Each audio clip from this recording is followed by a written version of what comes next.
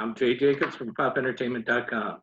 How are you doing, Chelsea? Nice to talk to you. Enjoy nice to meet you. Nice to meet you. Sorry, I don't know if I just said eat you. That's right. This is the new world of interviews, right? Really is the new normal. That's right. Well, so what was it about the script that intrigued you, that made you want to be a part of this film? It was written for me. Well, there you go. I had worked with Yelena de Leon, the writer, on the Oscar-nominated film A Better Life in 2010, and she played my mom.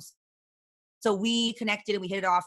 And a couple years, we stayed friends, and then a couple years later, she's like, "I want to write this horror film. Like, I want to write this slasher. Like, are you down?" And I'm like, "Yeah, sure." And that's why my character name is my name, Chelsea, because she wrote it for me. So, you know, we filmed this in 2015. And it was just one of those things where it was just like, we were all hungry and like excited to be on set and like, just like excited. Well, I really enjoyed the fact that, well, in a lot of ways, it's a normal slasher film, but it also has sort of a little bit of Latin spice added to the dish too. Chelsea definitely adds that. Yeah. With the totally crazy state of the world, why do you think that diversity and inclusion is so important, even in something like horror? Because it's important everywhere. Like, yes, in Hollywood, and yes, in the different genres, but in the world, when it comes to politics, when it comes to boardrooms, when it comes to teachers, like in general, we need to have diversity and we need to have respect for one another. So I'm glad that we can do this in our small way in media, because they say media ends up influencing politics. So if we can be diverse and we can show, you know, Latino characters as heroes, then let's do it, and let's change this negative narrative. But again, it's important not only in Hollywood and not only in horror and slasher, the genre, but in general. Right, absolutely.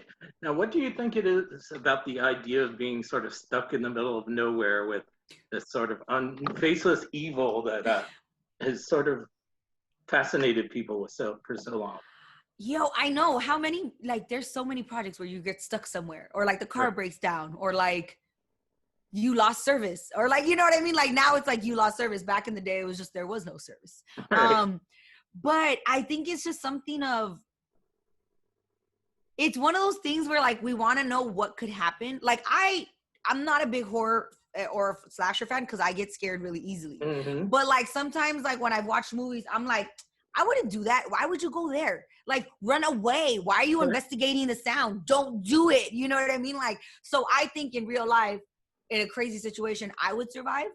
And I think maybe that's why people watch it, because they want to feel like, oh, I'm smarter than the characters in the movie. I would do this. Or, you know what I mean? Or to give them, you know, tools that they could put in their tool belt in case of an emergency. Like, who knows, you know? But that's something that I think everybody enjoys watching, like people being stuck somewhere and like, oh, what?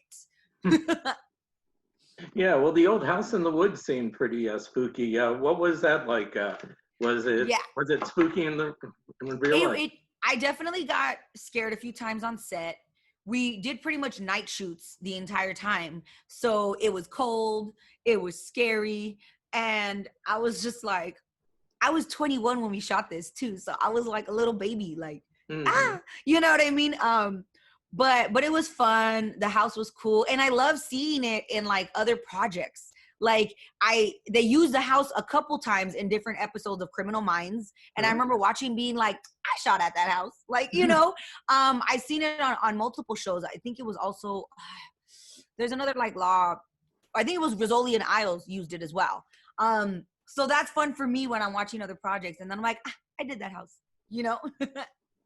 Now the four of you, well, as well as Juliana and Catherine, really seem to connect, even if your characters didn't always. When did you know that you had a really good cast there? Because it's sort of a tight-knit group. Yeah, well, we were all kind of friends.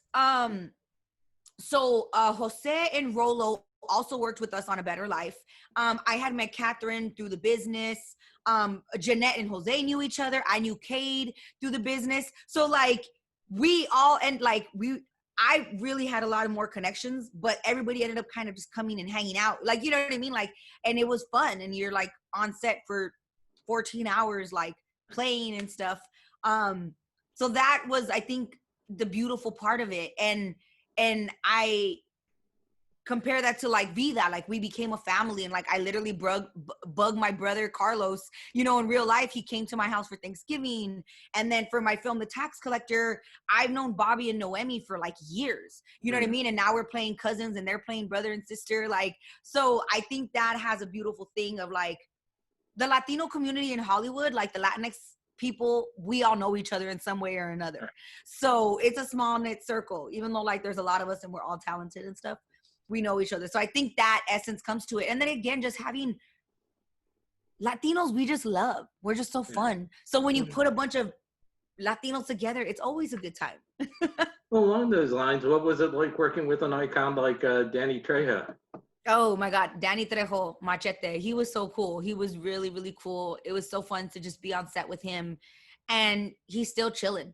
You know what I mean? Like, I'm glad that I'm not the only one that takes naps on set. Like, he got to take a break. You know what I mean? Like, because in between scenes, it's a night shoot. You know what I mean? So you take breaks when you can if you're not working. So it was fun to see, like, he's just like me and he needs a nap too, you know? Well, you said that you're not a big horror film fan, but what kind of things do scare you as a Everything. That's a sad thing. That's why I don't watch a lot, because I get scared by everything. Even in my house, like the ice machine makes noise, the air freshener shoots out in the middle of the night sometimes, the water machine makes noise, raccoons or cats run on our roof, and I'm like, what's happening? And that's like without having a horror aspect to it, like without watching a scary movie. So I'm a big sissy la la. That's just me at the end of the day. You know, I mean, we're all going through the craziness in the world right now. How have you been dealing with the whole shelter-in-place lifestyle? And I have been staying home, and I've been staying safe. Been watching a lot of TV. For the last 6 weeks, I finally started working out because I had gained 10 pounds in the first like 3 months of quarantine. So I'm like, all right, girl, you need to stop. Like, you want to work after this. right. So, but no, I've actually been, I think as actors, we're used to the off and on, and the like, you don't have work for the next couple weeks, so you're chilling at home anyway. So it wasn't a big thing for me, but it's hard for me not to see my friends and not to see the family like I'm used to. So like I do have my little pods with like, okay guys, we're only gonna see each other, so we hang out. And like we've gotten tested to make sure we're in the clear, and then so I've been very lucky. And I also have an amazing boyfriend that lets me annoy him all the time if I'm like, hey babe, hey.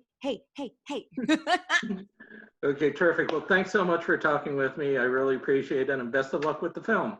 Thank you so much.